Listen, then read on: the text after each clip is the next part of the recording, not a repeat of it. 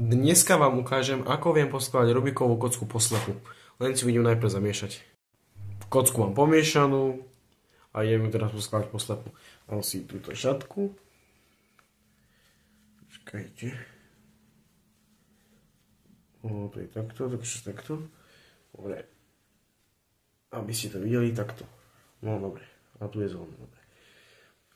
Šatku mám nasadenú a idem ju poskladať.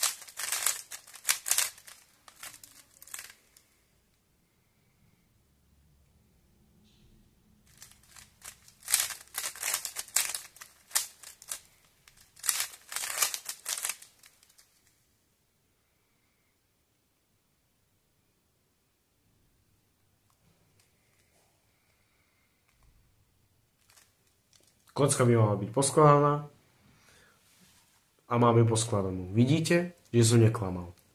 Je to veľmi ľahké poskladať Rubikovú kocku po slepu.